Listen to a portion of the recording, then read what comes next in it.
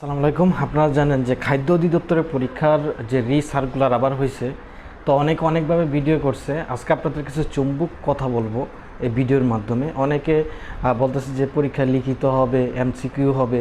MCQ বেশিরভাগ একবারে সরাসরি বলে দিচ্ছে যে এমসিকিউ হবে প্রত্যেকটা পরীক্ষা। কী ধরনের কথা বলতেছে, সামনে ভিডিও করে বলতেছে যে এমসিকিউ হবে। আসলে সার্কুলারটা কি দেখছেন আপনারা? এই সার্কুলারটা কিন্তু সবার সাথেই কিন্তু আছে। তো কিভাবে অবুঝের মতো কথা বলেন? তো আপনাদের কিছু গুরুত্বপূর্ণ কিছু কথা বলবো, অবশ্যই ভিডিওটা কন্টিনিউ করবেন।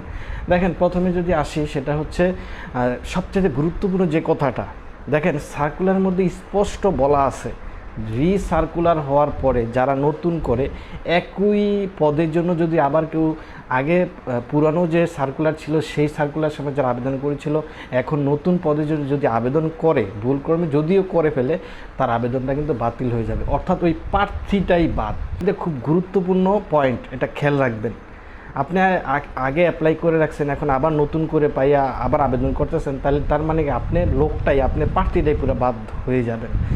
এখানে আরেকটা গুরুত্বপূর্ণ বিষয় হচ্ছে কি, যে যারা আবেদন করেছিলেন 30 বছর বয়সে, এখন যেহেতু সরকার 2 বছর বাড়াইছে, তো তাদের জন্য এটা একটা প্লাস পয়েন্ট। যারা 32 বছর পাইছে তাদের জন্য কিন্তু আবেদনটা করার জন্য একবারে সুবর্ণ সুযোগ।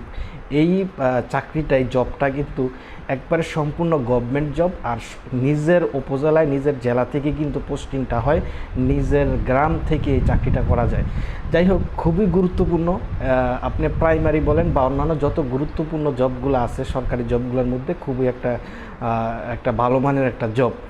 তো এখন এই হচ্ছে একটা পয়েন্ট। আরেকটা পয়েন্ট আমি ধরবো আপনাদের, যে লিখিত হবে না এমসিকিউ হবে। যেখানে এখানে এই আবেদনের যেই সার্কুলারটা আছে, এখানে স্পষ্ট বলে দিয়েছে প্রত্যেকটা পদে আলাদা আলাদা করে বলে দিয়েছে, নিজের আর স্পষ্টভাবে বলে দিয়েছে যে লিখিত পরীক্ষা হবে, বাংলা, অঙ্ক, ইংরেজি, এই 4টা বিষয়ে পরীক্ষা হবে, স্পষ্টভাবে বলা আছে। তো কী ধরনের ভিডিও করে, প্রত্যেকটা পরীক্ষাই হবে লিখিত মাধ্যমে, অর্থাৎ লিখিত হওয়ার পরেই কিন্তু ভাইবা হবে।